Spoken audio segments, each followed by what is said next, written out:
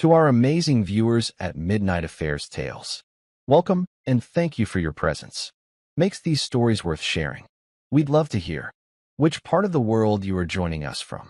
Let us know now in the comment. Let's dive into today's story, Chapter 1. The airport was quiet for a Thursday night. Ethan's boots hit the floor with the steady rhythm of a man who had marched through hell and made it back. No bands, no welcome sign, no family. Just a flickering street lamp outside arrivals and a broken Uber app. By the time he reached his driveway, the lights in the house were off. Strange. Jessica usually left the porch light on when he was away. It had been 7 months. He exhaled, gripped the keys a little tighter, and stepped in through the side door. The living room smelled like candles, lavender, the kind she only lit for relaxation. There were 2 wine glasses on the coffee table. One still full, one with lipstick. His gut tightened. From upstairs, muffled voices. He moved quietly, muscle memory kicking in. Step over the 3rd stair, it creaks. He was not supposed to be back until Friday. Jessica's voice. Clipped. Nervous. Then another man's voice. Relax. Just play it cool. Ethan's pulse thumped in his ears. Each word felt like a blade pressed deeper. At the top of the stairs, the bedroom door was cracked. Just enough. He saw shadows move. Clothing. Her giggle, half forced. Sheets rustling. Ethan did not need more. He stepped back. He wanted to storm in. Demand answers. But something colder took over. Discipline. Observation. He walked down the hall, grabbed his duffel bag, and stepped out. No confrontation. Not yet. Because now, this was not about love anymore. It was about truth. Control, and making sure the enemy did not see the bullet coming. How do you confront betrayal without becoming a weapon yourself? Wait, let me speak to you from the heart. I pour my soul into every single story you hear. The late nights, the edits, the voiceovers. This isn't just content to me. This is my purpose. But here's the truth. Out of 1,000 viewers, barely a handful actually subscribe. And that hurts, not because of numbers, but because I know many of you feel these stories the way I do. So I'm asking, if this story made you feel something, anger, heartbreak, chills, please don't just leave it here. Click that subscribe button, not for me, but for this community we're building. Your one click helps me keep going. It means the world. To those who've already subscribed, thank you from the deepest part of my heart. And when we hit 10,000 subscribers, I've got a real surprise just for you. Now, let's get back to the story that brought us together. The next morning, Jessica stood in the kitchen, acting like everything was fine. She flipped pancakes and asked if Ethan wanted orange juice. Like nothing had happened. He watched her closely. Who was here last night? She paused, just for a second, then smiled. Are you serious? She scoffed. You come home early without telling me. And now you are interrogating me? Do not make this about you, Ethan. His fists clenched. There were 2 wine glasses. Jessica rolled her eyes. I had a friend over. You think I am cheating because I had company? A male friend. She leaned against the counter, crossing her arms. And maybe if you were home more than once a damn year, I would not need friends. Ethan said nothing. He just stared. Every second she lied. It chipped away at whatever was left of the girl he married. She walked over, pressed a hand to his chest. You are overreacting. This is what war does to men. It messes them up, makes them paranoid. Maybe you should talk to someone. He stepped back. Her hand dropped. You do not get to gaslight me, he said quietly. Jessica scoffed. Gaslight? Jesus, Ethan. You have been watching too many damn movies. You think being a soldier makes you some kind of saint? You are not a real man anymore. Not since you came back. The words dropped like lead between them. Ethan said nothing. He grabbed his keys, walked out the door, and drove straight to Chris. Because now it was war. Chris Jordan opened the garage in his tank top and boxers, rubbing sleep from his eyes. You are early, man. I need help, Ethan said. An hour later, they sat at Chris's desk, looking at a stack of burner phones, hard drives, and USB sticks. Ethan paced like a soldier about to breach a building. She is lying to my face. I heard the guy, but she is playing it like I am the one losing my mind. Chris looked him over. And you are telling me this guy is Brandon Keller? I do not know. I just know something is wrong. Everything feels wrong. Chris pulled up Jessica's public social media. Vacation pics. Brunches. One tagged photo with Brandon. Captioned, "Working overtime with my favorite boss." Ethan's jaw flexed. Later that night, he sat at the dinner table. Jessica brought over a steak. Burnt. Charcoal black. "Thanks," he muttered. "You like it well done," she said, distracted by her phone. I said medium. She shrugged. "It is not a big deal." That steak sat untouched while Ethan watched her scroll through Instagram, laughing at some meme. She was sitting across from him, but she was not there. Not anymore. That night, while she showered, he searched the laptop she forgot to log out of. One message thread stood out. No names. Just a saved number. He suspects. Not yet. Good. We are almost there. He screenshotted it all. Sent it to Chris. And in that moment, Ethan made a decision. He was not going to confront her. He was going to bury her with the truth and make sure she felt every ounce of what it meant to betray a soldier. 2 nights later, Chris texted at midnight. Got him. Ethan met him at a gas station off Highway 6. The lot was empty except for a flickering streetlight and a Dodge Charger with tinted windows. Chris passed him a tablet. Security cam footage. This is Brandon Keller, 53 years old, CEO of Keller Dynamics, a mid-tier real estate firm. Divorced. Known for blurring lines between personal and professional, if you get what I mean. Ethan swiped through the images. One froze him. Brandon, hand on Jessica's lower back, leaving a restaurant. Her smile, wide, glowing. The smile Ethan had not seen since before his last deployment. Another image, them entering a luxury hotel. Jessica was laughing. She was wearing the necklace Ethan bought her for their anniversary. His grip tightened around the tablet. How long? Chris shrugged. Hard to say, but she has not been discreet. He is cocky. Probably thinks you are a dumb vet. Ethan stared at the dark highway. He is about to find out how wrong he is. Chris raised an eyebrow. What is the plan? Ethan took a breath. No emotion. No chaos. I want him exposed, legally ruined, professionally humiliated, and I want her to watch it all burn. Chris nodded slowly. Cold War. I can work with that. Back at home, Jessica was asleep. Ethan stood at the doorway for a long time, just watching her. She looked peaceful, innocent, but he knew now she was a weapon in disguise. And she had already fired the first shot. The difference was, Ethan knew how to finish wars. The next morning felt like a stage. Jessica played the doting wife, making French toast, humming along to music. Lily sat at the table, giggling with syrup on her cheeks. Ethan played along. But every word, every glance from Jessica felt like a lie wrapped in sugar. Later, as Ethan packed a bag for the gym, Jessica appeared in the doorway, arms crossed. You are acting weird, she said. Is something wrong? Ethan zipped the bag without looking up. No, she laughed, a sharp, mocking sound. You know, this whole soldier act? It is tired. You are home now. And honestly, it is like you are half here, half gone. You are not even a real man anymore. He turned to her slowly. What did you just say? I said what I said, she snapped. You are broken. You flinch at loud noises. You stare off into space. You come back expecting this house to freeze while you are gone. Life moves on, Ethan. His fists clenched at his sides. Say that again, he said quietly. She shrugged. I already did. The room was silent. The air between them, tense, electric. Then Ethan nodded. Good to know where we stand. And he walked past her, calm as stone. In his truck, he breathed hard.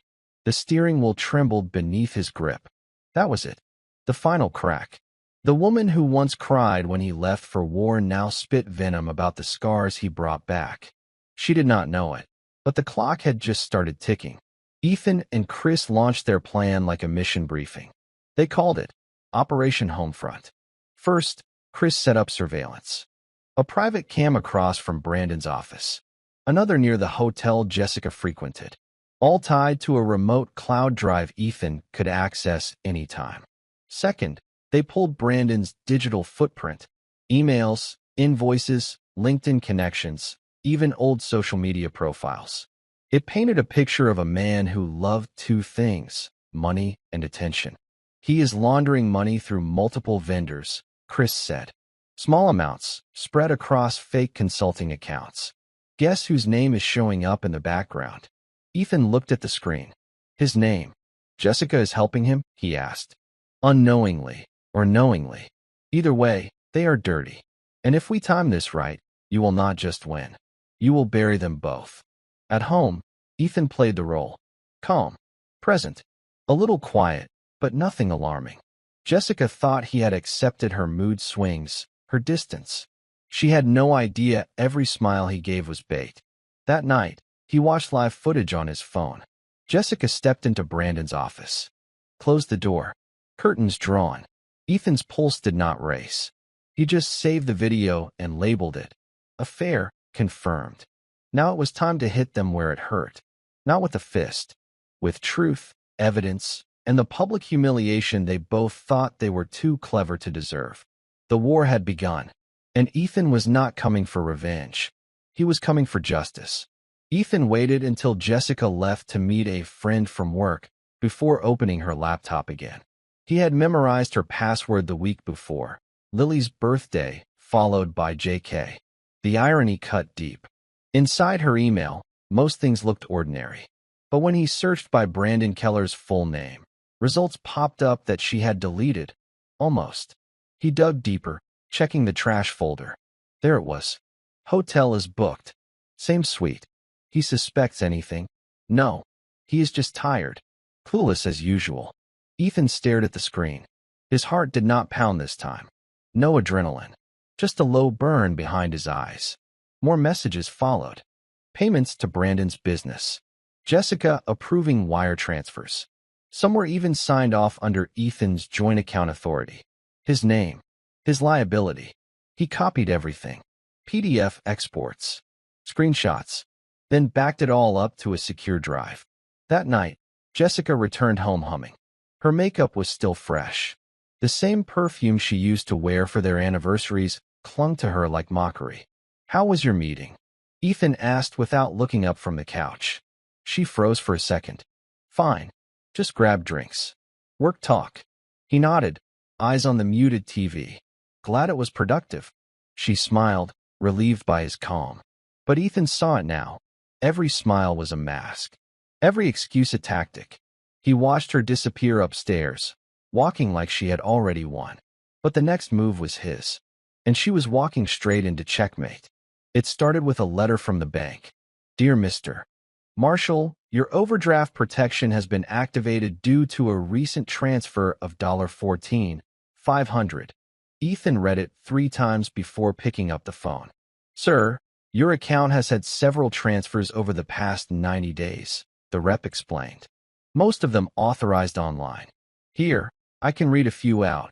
By the time the call ended, Ethan had a spreadsheet of transfers totaling over $42,000. All to vague vendors. Consulting services, strategic advisors, marketing fees. Every dollar moved with Jessica's login.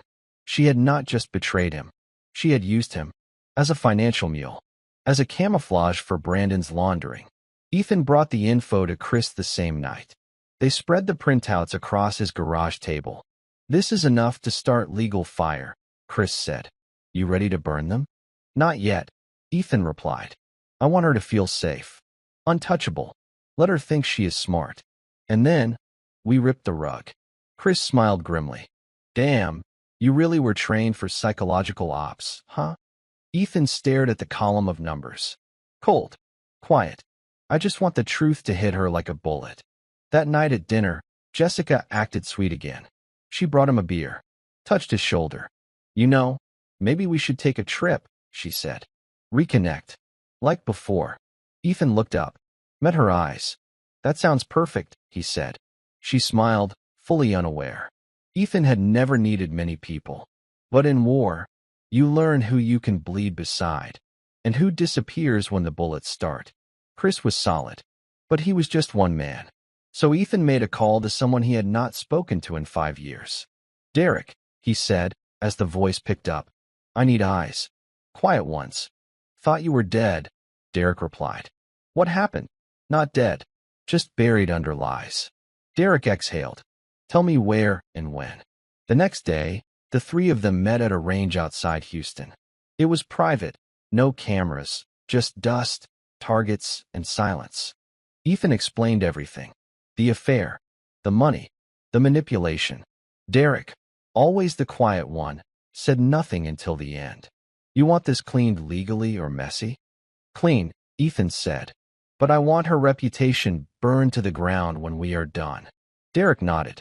"Then we make her the architect of her own collapse." Back home, Ethan found Jessica watching a documentary on war veterans. "Oh, look," she said, patting the couch. "Something for you." He sat beside her, watched how she pretended to care, watched how she talked like the wounds of war were something cute to point at. He forced a smile. "This one ends badly." Jessica leaned her head on his shoulder. "I know," she whispered, "but you are strong." He looked straight ahead. Yes, he was strong, and he had brothers watching every angle. This was not a broken marriage. It was a battlefield, and she just brought a knife to a sniper fight. 2 weeks. That is how long Ethan played the perfect husband. He cooked dinner twice, sat through Jessica's rants about her office drama, even let her convince him to go out for drinks, just to feel normal again. Every moment was calculated, every smile a mask. Behind the curtain, Chris and Derek were building a case like a tactical assault. They planted a GPS tracker on Jessica's car, coated with enough anti-signal tamper to make it look like a manufacturing glitch. They installed voice capture in the kitchen's overhead vent. Jessica loved to talk after wine. "Brandon said he would take care of the rest," she said one night. "He said once the money clears, we can start over, without the pity party husband." Ethan listened from the garage, jaw locked, hands shaking. Not with rage, but focus. Chris labeled that file "Start Over." By the end of the week, they had hotel timestamps, audio logs, financial records showing fraudulent vendor payments in Ethan's name, 2 separate recorded phone calls between Jessica and Brandon planning how to manipulate the divorce for custody leverage. Chris looked over the folder and whistled. "We are sitting on a bomb," Derek added. "But you dropped this all at once. It looks like revenge. We need to feed it piece by piece. Let her lie under oath. Then we show she perjured herself." Ethan nodded. "So we wait." He returned home that night to find Jessica watching TV with Lily. Ethan sat down beside them. "You seem happy," Jessica said, glancing sideways. "I am," he replied without blinking. "Everything's coming together." It started with a phone call from Jessica's lawyer. "Your wife has filed for divorce," he told Ethan flatly. "She's seeking full custody and exclusive ownership of your joint assets, including the house." Ethan did not flinch. "She's claiming emotional instability due to military trauma," the lawyer continued. "There's an affidavit from a psychologist you never met." Ethan laughed once. "Of course there is." They scheduled the first hearing 2 weeks out. Jessica played it cool. She packed a few things, told Lily it was just a little break, told Ethan this was best for everyone. He said nothing. The night before the hearing, she approached him in the kitchen. "Ethan, you know they won't let you keep her," she said, motioning toward Lily's bedroom. "They do not let ticking time bombs raise kids." He turned slowly, looked her dead in the eye. "You want a war," he said. "You are about to get one." Jessica smirked. "Bring it." At court, she walked in like a celebrity. New suit, fresh hair, her lawyer grinning like this was a done deal. Ethan walked in calm, quiet, holding a plain folder. When her lawyer painted him as unstable, withdrawn, and emotionally volatile, Ethan said nothing. He let them talk. Then, he passed the judge's folder. Inside, timestamps, financial statements, GPS logs, clean, organized, all tied back to Jessica's phone and her activity. Jessica's face barely moved, but her eyes? They flickered. The judge looked over it, then glanced at her. We'll reconvene tomorrow. And Mrs. Marshall, I advise you not to dispose of any electronic devices in the meantime." Outside the courtroom, Jessica hissed at Ethan. "You had someone following me?" "No," he replied. "I had someone watching you." Jessica escalated fast. By the next hearing, she had painted Ethan as violent. She submitted photos, fake bruises, dated inconsistently. Her lawyer referenced old texts where Ethan apologized for being distant. Twisted context. Fabricated threat. Ethan stayed still through it all. But his lawyer stood. "Your Honor, may I present evidence that refutes Mrs. Marshall's claim entirely?" They played audio. Jessica laughing about how the bruise makeup looked almost too real. The courtroom was dead silent. Ethan never looked at her. That afternoon, Jessica's lawyer pulled her aside and whispered furiously. She looked back toward Ethan with a different kind of panic now. Control was slipping. Later that evening, Jessica returned to the house unexpectedly. She walked in like she still lived there, grabbed a bottle of wine from the fridge, and just stared at him across the kitchen. "You are not supposed to be good at this," she muttered. Ethan leaned against the counter. "You thought I was just the guy who took bullets. You forgot I learned how to plan wars." She poured herself a glass. No words. Just that vacant look, the kind you get when the mirror shows you who you really are. "You still think you are going to win?" she asked. "No," Ethan said. "I am not trying to win. I am just making sure you lose the right way." That night, he tucked Lily into bed. She asked if Mommy was staying. "No," he said gently. "She has things to figure out. Like puzzles." He smiled softly. "Yeah, but this one might take her a long time." And outside the room, Jessica stood in the hallway listening. Silent. Afraid. For the first time. It was Chris's idea. "Kids' toys," he said. "Best place to hide surveillance. No one ever suspects the bear." Ethan took Lily's old stuffed bear, one that had not left the shelf in months, and carefully fitted a micro cam just beneath the bow tie. Motion activated. Crystal clear audio. 2 days later, Jessica showed up at the house again. Unannounced. She played her role well. Friendly, cooperative, even flirtatious. Claimed she wanted to co-parent peacefully. But that afternoon, after Ethan stepped out to pick up groceries, she made a call from the kitchen. The bear recorded everything. "No, he has no clue. The lawyer said as long as I look composed, I will get Lily by the end of the month. Just keep things quiet until then." Pause. "Do not worry.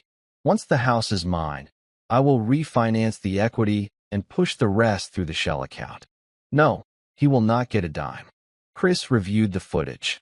Sent it back with a simple message. "Checkmate is loading." Ethan watched the footage again later that night, while Lily slept. Jessica's voice echoed through his phone, sweet and vicious at once. He saved it under the file name, Mother's Intent. This was not just infidelity. It was premeditated erasure of him, his rights, and their daughter's stability. But now she was on record. The deeper they dug, the dirtier it got. Derek traced one of the fake vendor payments through a third-party marketing firm. On paper, it looked legit, but the back end told another story: bounced funds, false invoices, and redirections into Brandon Keller's private accounts. Jessica had authorized the transfers using Ethan's credentials. Chris mapped it all into a flowchart. The board looked like something from a Homeland Security raid. Names, arrows, bank records. Ethan stared at the line that circled back to his identity. "They used me as the financial shield," he said. Chris nodded. "That makes you the victim, and them the criminals." It was no longer just divorce or betrayal. It was federal fraud. They packaged everything into a digital case file. Timestamped videos, screenshots of email correspondence, transaction logs, a full forensic audit. Ethan's lawyer reviewed it and leaned back, stunned. "This is beyond divorce court," she said. "We are talking about wire fraud, conspiracy, possibly money laundering." "Good," Ethan replied. "Let's move the war to a bigger battlefield." Meanwhile, Jessica kept smiling in court. Her confidence painted across her face like armor. She had no idea the blade was already under her feet, waiting for her next step. Jessica met Brandon at an upscale bar that night, wearing a red dress Ethan had bought her years ago. Chris had a mic planted under the booth. "He is getting cocky," she said, sipping her wine. "He is playing the hero in court now." Brandon chuckled. "What can he do? You have the kid, the house, the sympathy card. He is a soldier, not a strategist." Jessica leaned in. "You said he would fold." "He will," Brandon replied. "Men like that always do. He is used to taking orders, not giving them." They clinked glasses. Brandon kissed her cheek. Ethan listened to it all from Chris's laptop the next morning. He did not blink. "She thinks I am following the script," he said. "Good." Chris looked over. "What now?" Ethan stood up, voice steady. "Now we cut the brakes and let the truth roll downhill." Ethan entered the courtroom like it was a war zone. Clean shave, pressed suit, calm eyes. Jessica sat across from him, looking flawless as always. She whispered something to her lawyer, then glanced back with a soft, smug smile. They were trying to win with optics. Ethan was coming in with evidence. The judge opened proceedings. Jessica's lawyer painted a picture of a struggling veteran, mentally unstable, emotionally distant, and unfit to raise a child alone.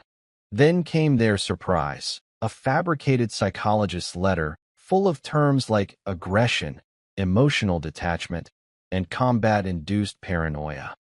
Ethan had never met this therapist. When Ethan's lawyer rose, she held nothing back. "We have obtained recordings, audio and video, of Mrs. Marshall openly discussing manipulation of this court, falsifying emotional claims, and collaborating in potential financial misconduct. Your Honor, with your permission, we would like to submit these as evidence." Jessica's lawyer objected immediately.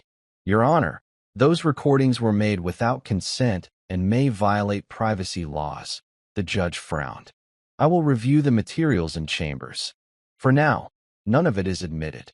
Ethan did not react, but inside, he felt the wall slam shut. Outside the courtroom, Jessica strutted past him, victorious for now. She leaned in close. "All that sneaky work, and the judge will not even look at it. Maybe next time bring a real strategy." "Oh wait, my bad. You were just the trigger guy." Ethan said nothing, but Chris was already 2 steps ahead. "They blocked the footage," Ethan said later that night. "They know we are right." "Good," Chris replied. "Let them think that. Next move is not about footage. It is about exposing her from the inside." Ethan sat in Lily's room after dinner. The little pink lamp still glowed next to the bed, casting soft shadows on the walls. Her drawings were still taped above the dresser. Crayons, stick figures, bright skies with crooked suns. But the room felt wrong now. Hollow, like someone had stolen the air from it. He picked up a storybook from the shelf, The Brave Bear. Her favorite. He remembered reading it to her over the phone from Iraq. She had been 3, barely speaking in full sentences, but she laughed every time he made the bears growl. That memory burned deeper than combat. He sat on the edge of her bed, flipping through the pages without seeing them. Jessica had tried to make him look like a ghost in his daughter's life. But she had no idea how hard he had fought to come home each time. No idea how many nights he stayed alive just for Lily's bedtime call. A soft knock broke the silence. It was Derek. "Surveillance came through," he said, holding out a USB. "This is the final nail." Ethan took it.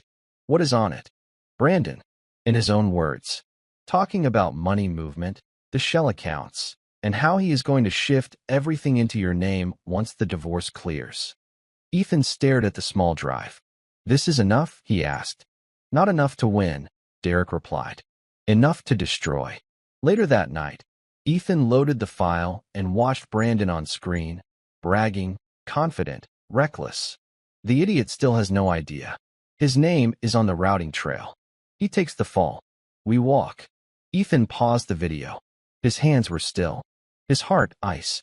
It was time. The courtroom was packed on the final day of the preliminary hearings. Media had started trickling in. Whispers buzzed from the back row. Someone had leaked the audio. Someone wanted attention. Ethan did not care. Jessica sat calm and collected beside her lawyer, her expression unreadable. but her eyes kept darting toward Ethan. He sat alone, quiet, focused. The judge entered. Everyone rose. Then silence. Ethan's lawyer stood. Your Honor, in light of new evidence, we request to call a witness out of sequence. The judge raised an eyebrow. On what grounds? It is a sealed identity witness related to financial misconduct involving Mrs. Marshall and her business associate, Mr. Keller. Jessica's lawyer objected again. This is harassment, but the judge allowed it. A woman stepped into the room, mid-30s, nervous, holding a folder. State your name. Amelia Cross. Your relationship to Mr. Brandon Keller? I was his executive assistant. For 4 years. What do you wish to present today? Amelia's hands trembled as she handed over the folder. Inside were internal emails, invoices, and statements. One thread revealed a direct message from Jessica. Just make sure the money circles through Ethan's name. If the audit hits, he gets burned, not us. Jessica paled. Ethan did not move. The judge flipped through the documents, then looked up slowly. We will recess. But Mrs. Marshall, I suggest you contact your attorney immediately regarding criminal liability. The silence after the judge stood up was thunderous. Jessica did not move. For the first time, she looked truly afraid. Not for her marriage, not for her reputation, but for her freedom.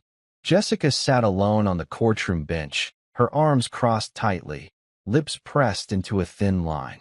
Her lawyer whispered beside her, frantic and low, but she was no longer listening.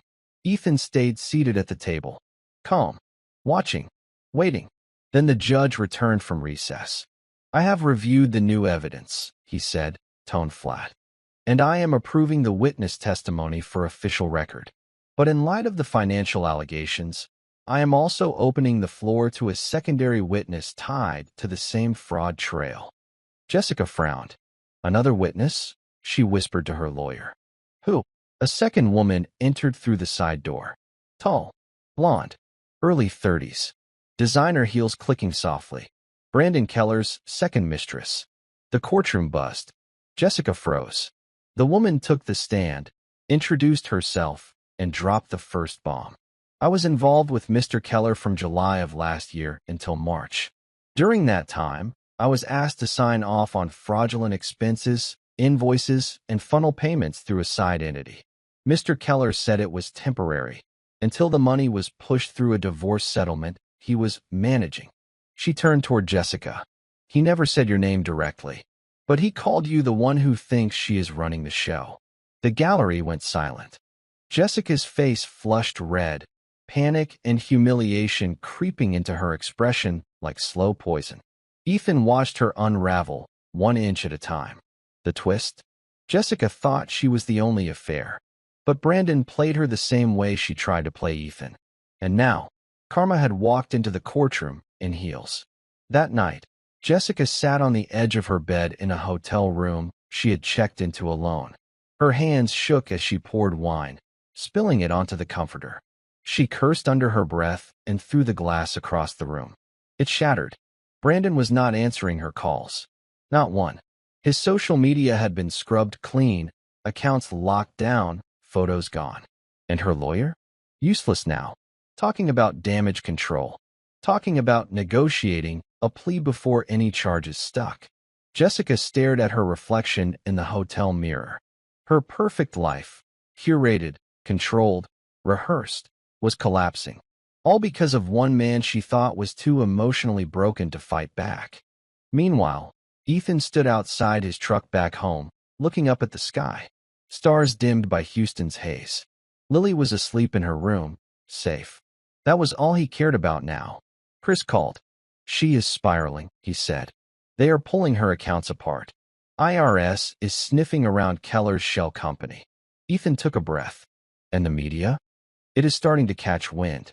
That witness. She sold her side to a journalist already. Ethan stared at his front porch. I am not doing this for revenge, he said. I am doing this to make sure she never gets to rewrite what she did. Chris paused. She will not. Not after this. Inside, Jessica lit a cigarette for the first time in years. Her hands trembled too much to hold it steady. The woman who thought she could script every outcome had forgotten how real consequences feel.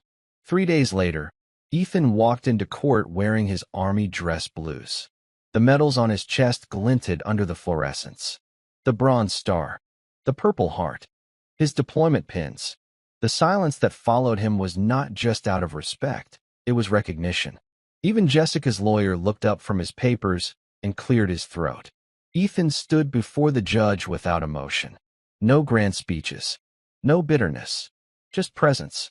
The judge looked over the bench slowly. "Mr. Marshall, for the record, please state your service history." Ethan did. Tours, combat citations, life-risking evacuations under enemy fire. The courtroom was dead still. Then the judge turned to Jessica.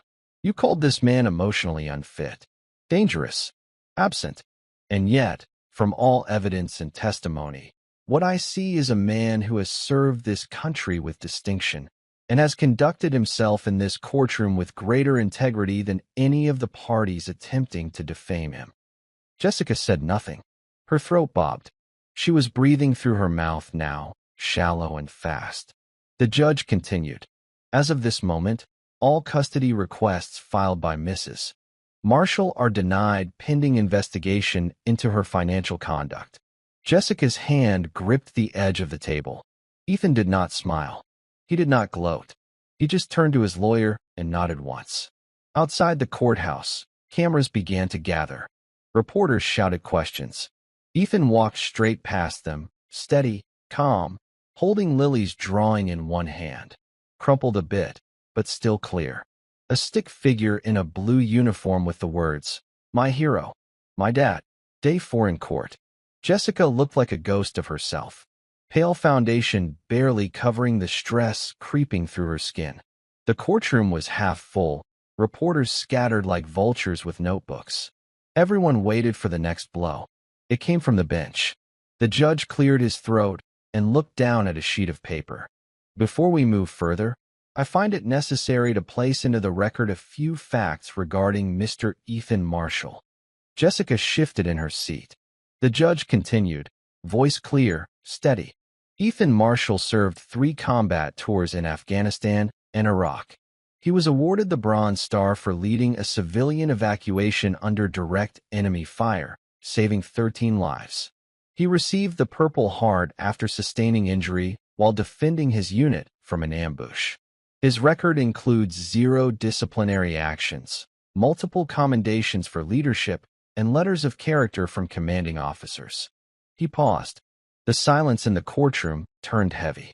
"I say this not to glamorize service," the judge added, "but because it is necessary context when evaluating the false claims that have been made against his character in this courtroom." Jessica's mouth parted slightly, but no sound came out. The judge leaned forward. "It is deeply troubling that such a record would be weaponized against a man simply because he returned from war with quieter eyes." That last line pierced the room. Ethan did not flinch. Jessica stared down at her lap, her nails digging into her palm. The judge finished. "We will proceed with a financial audit and review. But I want the court to understand, this is not a man to be discarded. This is a man who endured, survived, and returned. And in this courtroom, that matters." Jessica had nothing left to say.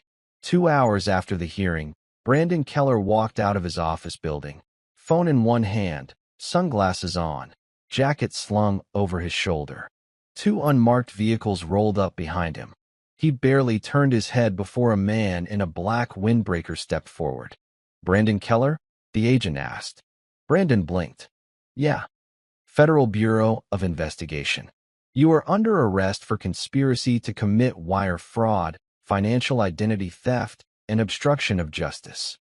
Brandon's smug expression cracked. "You have got to be kidding me." The cuffs snapped tight. Cameras flashed. Inside her hotel room, Jessica saw the footage first on Twitter. Breaking: CEO Brandon Keller arrested in financial fraud scandal connected to divorce case. She dropped the phone. Shaky hands reached for the remote. News was everywhere. Her name was not in the headlines yet, but it was coming. She knew it. She tried calling him. No answer. She called again. Straight to voicemail. Outside, a news van pulled up across the street. Her pulse raced. She pulled the curtains shut, slammed the window closed, paced the room. He promised her protection. He promised this would never touch her. He lied. Jessica returned to the courthouse the next morning late and alone. No lawyer beside her. Just oversized sunglasses, a tight scarf, and a failed attempt at disappearing. But everyone saw her. Whispers followed her up the steps. Someone pointed. A reporter lifted a mic. She turned away, eyes wide, face tight. Inside, she sat down with her arms wrapped around herself. Not defiant now, cornered. Ethan arrived a few minutes later, calm, carrying a single folder. His lawyer nodded to him. The day's hearing would be brief, mostly procedural, but the air in the room felt thick. Jessica was called to the stand for clarification on a few financial filings. She stood up and cracked. "I need a break," she whispered. The judge raised an eyebrow. "Mrs. Marshall, this is a basic inquiry." Jessica shook her head. I cannot. I was not the one handling the accounts. Brandon, he told me it was clean. Are you saying you were unaware of the fraudulent filings made under your name?" Jessica blinked hard. Her voice trembled. "I just signed what he gave me." The courtroom reacted, quiet murmurs, shifting in seats. Her lawyer stood, whispering urgently. But the damage was done. Outside, she staggered down the steps. Reporters were waiting. "Jessica, did you know Brandon Keller was committing fraud? Were you involved in falsifying financial documents? Is it true you attempted to frame your husband during custody hearings?" She tried to push through, head down. Then one voice cut through all the noise. "He deserved better than you." She stopped, looked up. It was Amelia, the witness. Jessica turned and walked faster, her heels clicking too loudly against stone. Her life? Fractured, public, falling. And it was only the beginning. The hearing room was silent except for the turning of pages.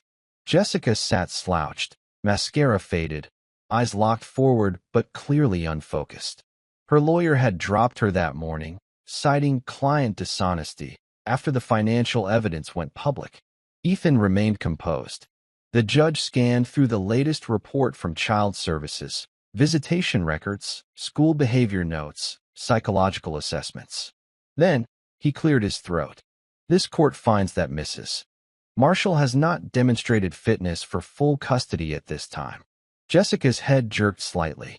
In light of the criminal investigation and public misconduct, temporary full custody is awarded to Mr. Marshall, with monitored visitation for Mrs. Marshall, pending further review. Jessica's breath caught, audible even from across the room. Ethan said nothing. He just nodded once. He had not come to win. He had come to protect. Outside the courtroom, reporters swarmed, but he shielded Lily as she walked with him, backpack slung over her shoulder, small hand in his. "Are we going home?" she asked. He smiled gently. "Yeah, baby. We're going home." Jessica remained inside, alone on the bench, as people filed out.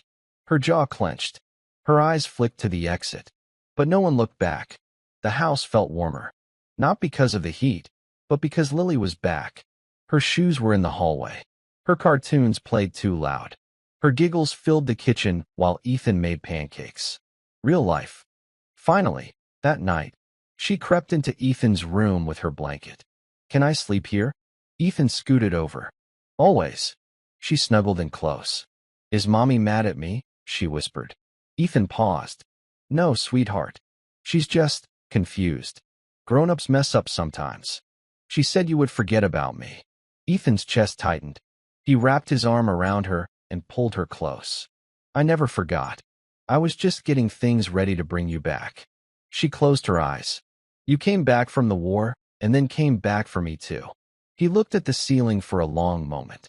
"Yes," he whispered, "and I would do it again." In the hallway, the light from her bedroom was still on. He walked in, picked up her drawing from the floor. Another new one.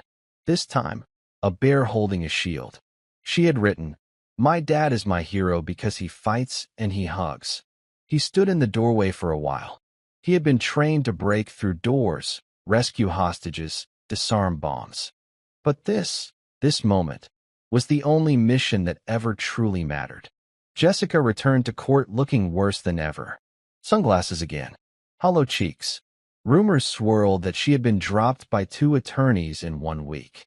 The judge announced, "We are allowing one more character witness before reviewing custody arrangements long-term." A door opened. Jessica looked up and froze. Her mother walked in. Grace Morgan, 65, prim, tight bun, stone-faced. Jessica stood. What the hell is she doing here? "Sit down, Mrs. Marshall," the judge ordered. Grace took the stand. "I am here because I believe my granddaughter deserves to be raised in a home where truth and safety exist." The court hushed.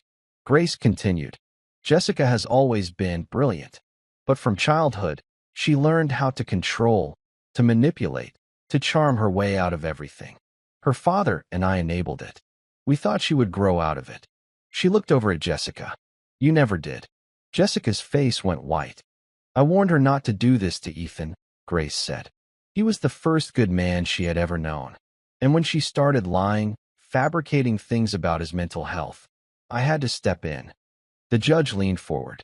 "And you are saying this voluntarily?" "I came here on my own. I love my daughter, but I will not let her destroy someone else to protect her own lies." Jessica stood up. "You were never a real mother to me. You never wanted a mother. You wanted a mirror." The silence after that was unbearable. Grace stood and walked out of the room. No tears, no breakdown, just the truth. And for the first time, Jessica had no defense. 2 days after Grace Morgan's testimony, Ethan received a plain envelope in his mailbox. No return address, just his name written in sharp block letters. Inside, a single USB drive. He plugged it into Chris's laptop at the garage later that night. The folder contained phone recordings, clean, sharp audio of Brandon Keller talking to a third party. Not Jessica, not the assistant, someone else. "She really thinks I love her," Brandon's voice said, cocky as ever. "Nah, she is just leverage. A pawn. As soon as her part clears, I will have enough dirt to flip it on her too. Let the wife take the fall, clean the trail, and move on." Chris paused the playback. This was recent. Ethan's eyes narrowed. Sent from who? Chris checked the metadata. VPN routed. Hidden IP. Could be anyone. Could be that second mistress. Could be someone inside Keller's company. Or someone with a conscience. Ethan muttered. This was not just leverage now.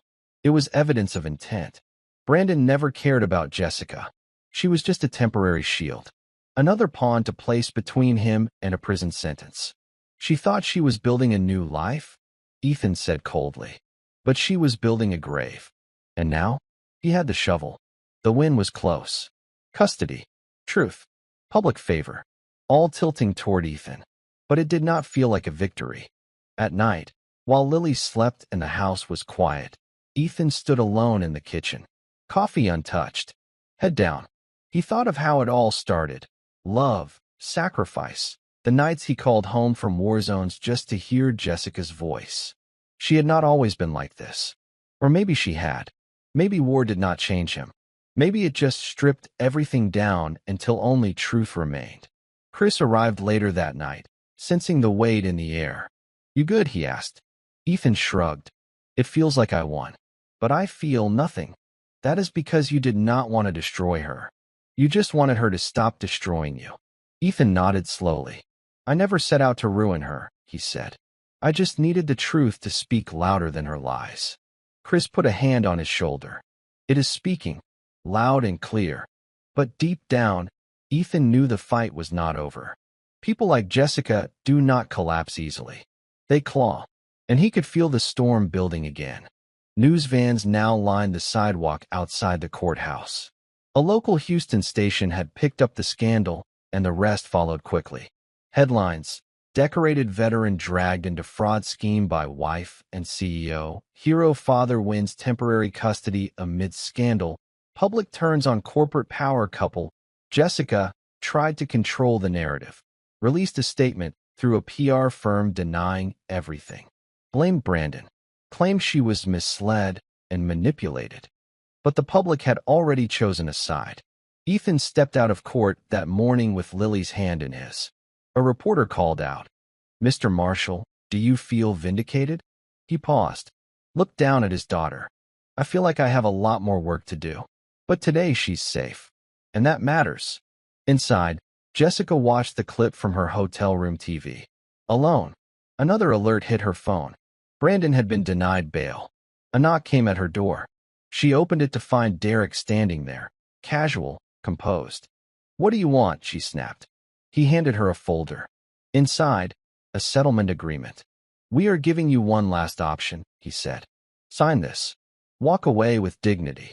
Or keep fighting, and we will expose everything." She looked up at him, shaking. "Is this how he wins?" Derek's voice was ice. "No. This is how you stop losing." It came unexpectedly. A phone call from the county jail. Brandon Keller, recorded call, legally admissible, triggered by keyword monitoring. Ethan's lawyer got a copy. "Yeah, I screwed up. She thought I loved her. Please. I needed someone dumb enough to sign papers, take emotional damage, and keep Ethan distracted." Worked for a while. But once the court got involved, game over. Ethan listened to it twice, then emailed it to the judge's office, tagged to the fraud case. Brandon had confessed, not just to using Jessica, but to intentionally setting up Ethan to take the legal hit. Jessica had not just betrayed him. She had been played just as deeply. The irony? The same way she tried to ruin Ethan, Brandon did to her. Chris looked over the evidence. "You could end this now. Finish her in court next week." Ethan exhaled. Long, steady. "No," he said. "Let her end herself." And based on everything unraveling, that was exactly what she was about to do. Ethan returned home from court to find an envelope on the front porch. No stamp. No name. Just taped to the door. He opened it at the kitchen table, careful, cautious. Inside was a handwritten letter. Jessica's handwriting, neat, looping, fake emotion bleeding through every line. "I never meant for things to go this far. I was scared. I felt abandoned. You were always so quiet, so distant. I needed something real, and I made a mistake. No confession, no ownership, just blame coated in guilt-flavored frosting. I hope one day you can forgive me. Not for me, but for Lily." Ethan crumpled the letter mid-read and dropped it in the trash. It was not an apology. It was damage control. Jessica was not sorry. She was preparing a new defense, one that painted her as a confused woman manipulated by men. She wanted leniency, sympathy, a softer landing.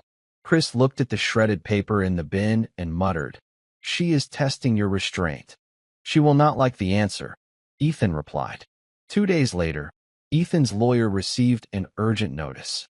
Jessica had filed a protective order against Ethan, claiming she felt unsafe.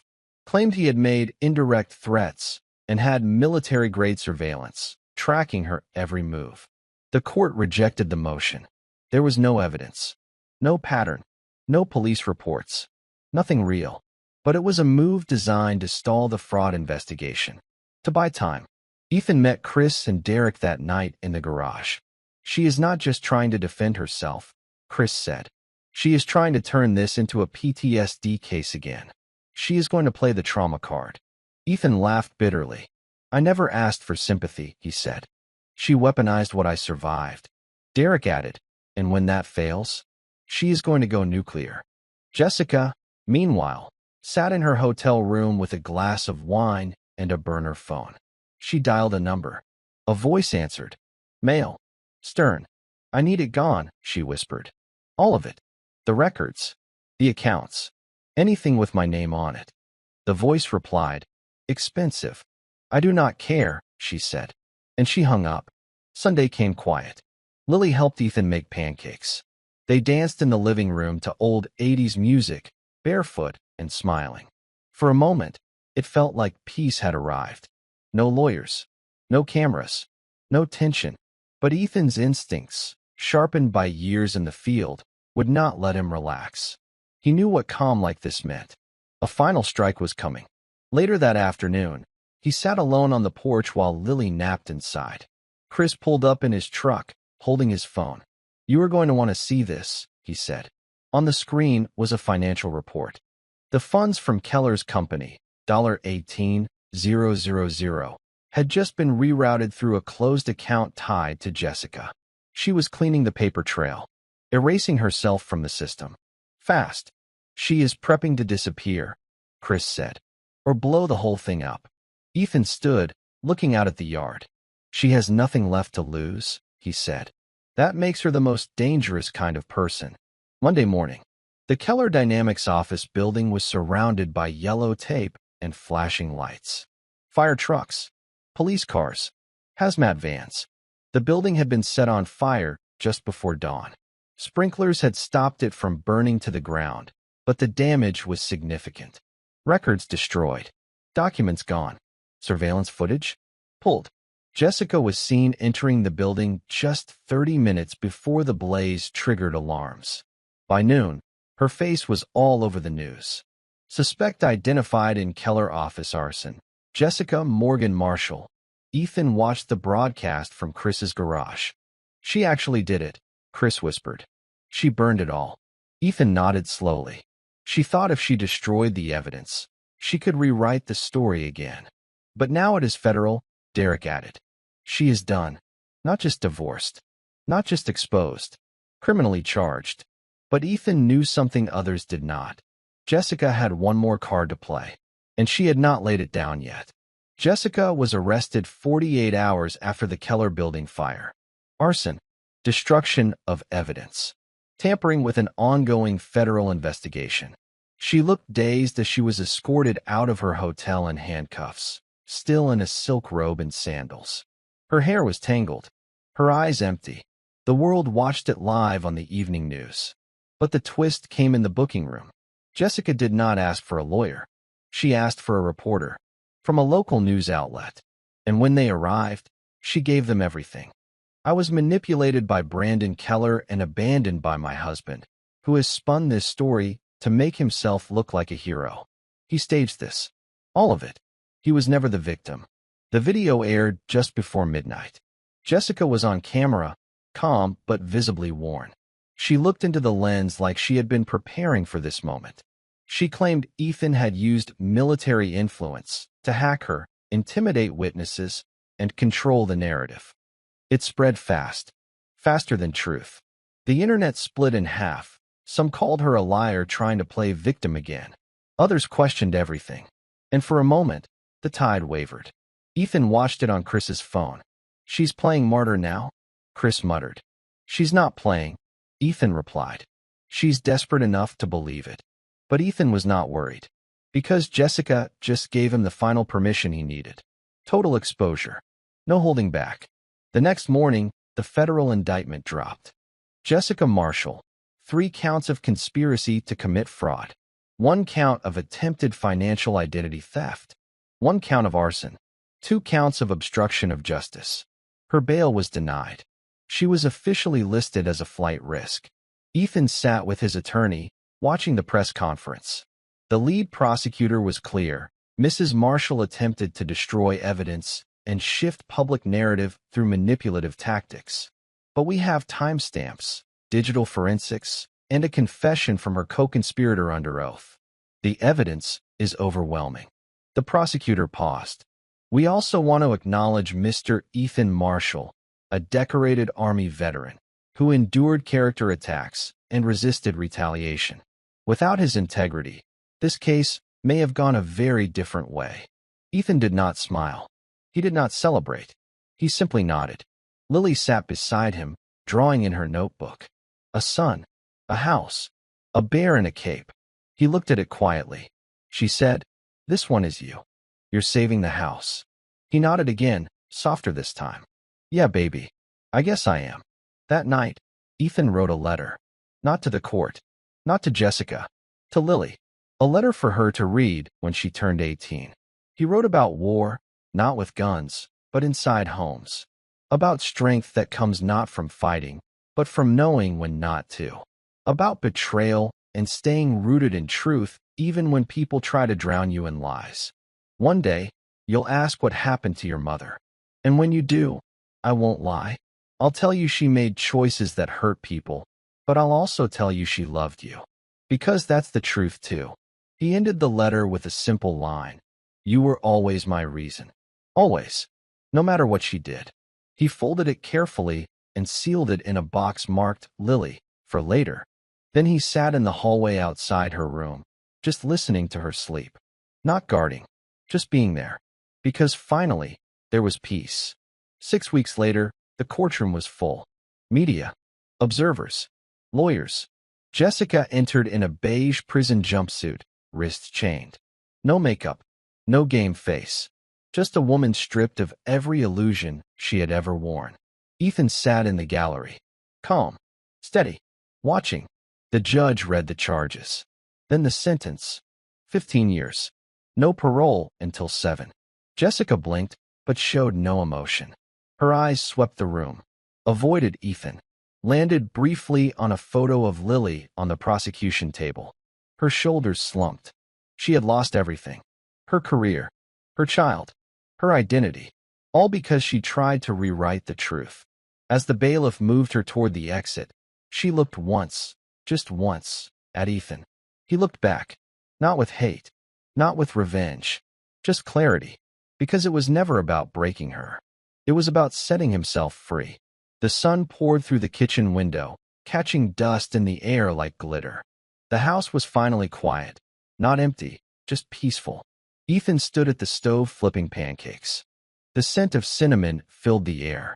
Lily sat at the table, coloring a page with bright pinks and blues. You want chocolate chips in these? He asked. Extra, she grinned. He smiled. Simple things. Normal things. She handed him a piece of folded paper while he plaited the first stack. I made you something. He wiped his hands, unfolded it carefully. A crayon drawing. Him in uniform, a heart on his chest, Lily standing beside him with a giant smile. Underneath it, she had written in her careful, big letters, I'm proud of you, Dad. Ethan stared at the words. They hit harder than any courtroom victory, any legal win. This was the real verdict. You are the bravest person I know, she added, mouthful of pancake. Even when you were scared. He looked at her, voice low. I was scared, but you made me strong. She nodded like she already knew. He walked over and kissed the top of her head. Thank you for trusting me, even when it got messy. She looked up. Heroes get messy too. You still win in the end. He laughed through the lump in his throat. Yeah, they were still standing. And that meant they had already won. A month later, Ethan stood in front of a community center, adjusting the collar on a simple black t-shirt. A small logo sat over his heart. Homefront rebuilt. Inside, a group of veterans, men and women, sat in folding chairs, scattered between coffee and quiet glances. Ethan walked to the front. No podium, just his voice. I spent a long time thinking strength meant silence, he said. That talking about pain meant weakness. I was wrong. The room leaned in. I was lied to, manipulated, dragged through court, and nearly erased from my daughter's life. But what hurt more was how long I believed I had to go through it alone. He paused. Someone in the back nodded slowly. That ends here. For all of us.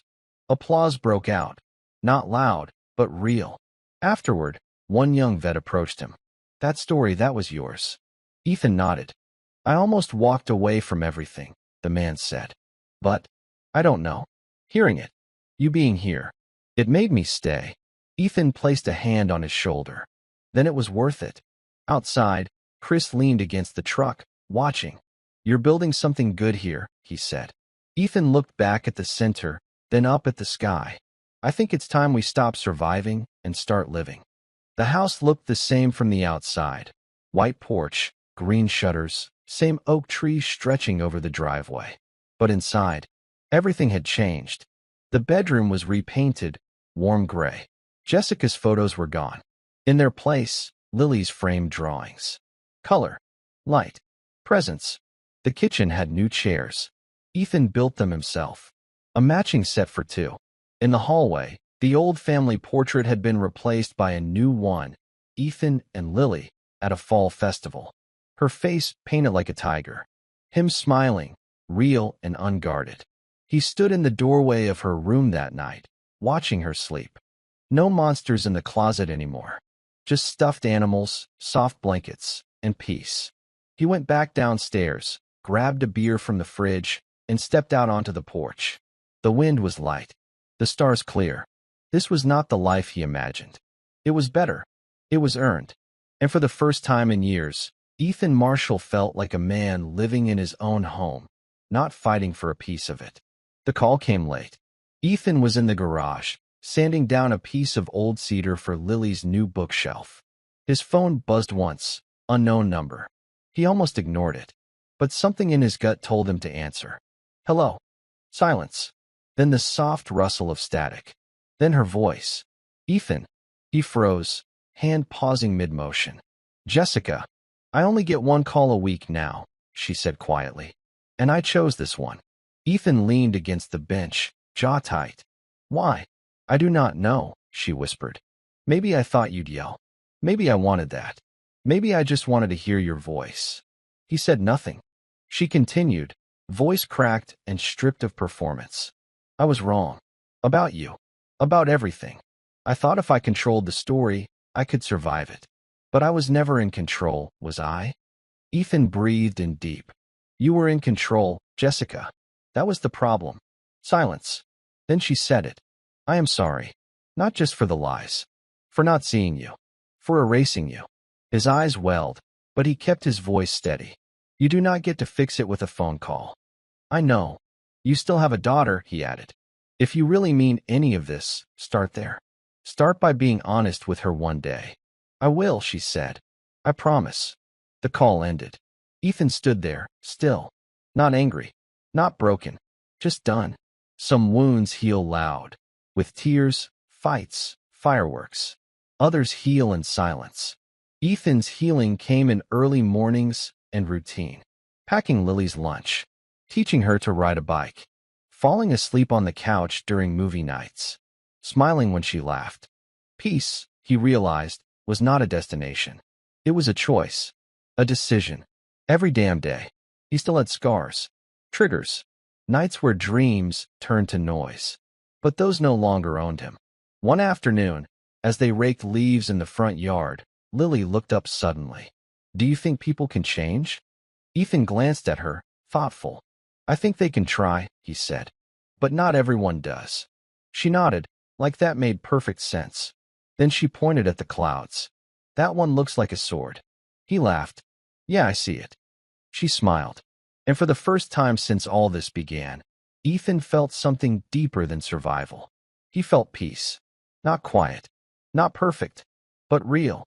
Final custody hearing. Ethan wore a simple navy shirt. No uniform. No medals. He did not need them anymore. Jessica appeared remotely, from prison. Her eyes tired, but her voice even. I give up all parental rights, she said to the court. No fight. I just want her safe. The judge looked at Ethan. You've done everything right, Mr. Marshall. Lily is lucky to have you. Ethan nodded once. No, I'm lucky to have her. Outside the courthouse, reporters gathered one last time. But Ethan did not stop for questions. He picked up Lily from school. They went for ice cream. As they sat on a park bench, the sun dipping behind the trees, she leaned against him. Are you okay now? She asked. Ethan looked down at her and smiled gently. I think I've always been okay. I just forgot for a while. She rested her head on his shoulder. And in that quiet, glowing moment, Ethan Marshall was not a victim, not a soldier, not a survivor. He was a father, a hero, a whole man. And now, one final question for you. If you were in Ethan's shoes, would you have handled it the same way? Or would you have burned everything down? Tell me in the comments. And while you are there, let me know where in the world you are watching from. I want to know who is riding this emotional journey with us.